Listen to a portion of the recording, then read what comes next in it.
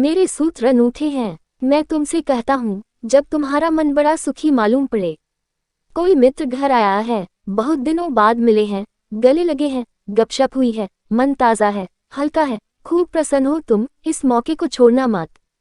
बैठ जाना एकांत में। इस घड़ी में सुख का सुर बज रहा है, परमात्मा बहुत करीब होता है। सुख का अर्थ है जब तुम्हारे जाने अनजाने परमात्मा करीब होता है, चाहे जानो चाहे न जानो। सुख जब तुम्हारे भीतर बजता है तो इसका अर्थ हुआ कि परमात्मा तुम्हारे बहुत करीब आ गया है। तुम किसी अनजाने मार्ग से घूमते घूमते परमात्मा के पास पहुंच गए हो, मंदिर करीब है, इसीलिए सुख बज रहा है।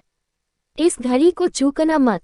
इस घड़ी में तो जल्दी से खोजना, कहीं किनारे पर ही, हाथ के बढ़ाने से ही मंदिर का द्वार मिल जाएगा।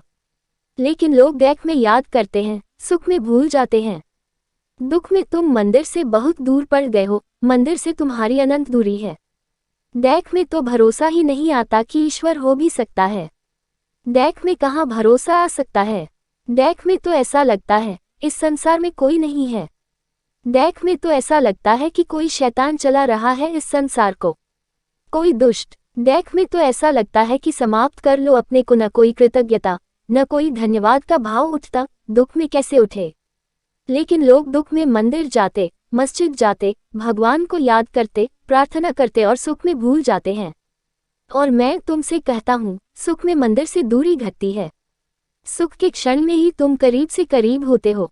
उस समय सरक जाना, उस समय लेट जाना जमीन पर साष्टांग, रख देना सिर भूमि पर, ठंडी गीली लान पर लेट जाना, आंख बंद कर लेना, उस क्षण सोच लेना अपने को कि मिल रहे पृथ्वी के साथ, एक हो रहे पृथ्वी के साथ। तुम पाओगे, कभी कभी आ जाती है लहर, तरंग की तरह तुम्हारे भीतर प्राणों में कुछ कंप जाता है, कोई नई बीन बजती। धीरे धीरे पहचान हो जाएगी और धीरे धीरे तुम्हें कला आ जाएगी। तुम धीरे धीरे पहचानने लगोगे कि कब इसके होने के क्षण होते हैं। कैसी दशा होती है तुम्हारी जब यह निकटता में घट जाती है बात, और कैसी दशा होती है तुम्हारी जब यह मुश्किल होती है बात। फिर तुम पहचान पकड़ जाओगे। तुम्हारी आत्मविज्ञा, तुम्हारी प्रत्यभिज्ञा, तुम्हारी पहचान धीरे धीरे साफ होने लगेगी।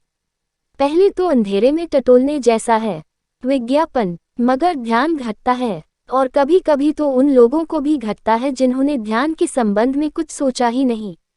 अधार्मिकों को भी घटता है, क्योंकि ध्यान की कोई शर्त ही नहीं है। छोटे बच्चों को घट जाता है, छोटे बच्चों को ज्यादा घट जाता है बजाय बड़ों के। एक तितली के पीछे भाग रहा है बच्चा, सुबह का सूरज निकला है, भागा जा रहा है तितली के पीछे, सब भूल जाता है, तितली ही सब हो गई, उसे याद ही नहीं रहती, खुद भी तितली जैसा उड़ा जा रहा है। उस घड़ी ध्यान की झलक मिल जाती है।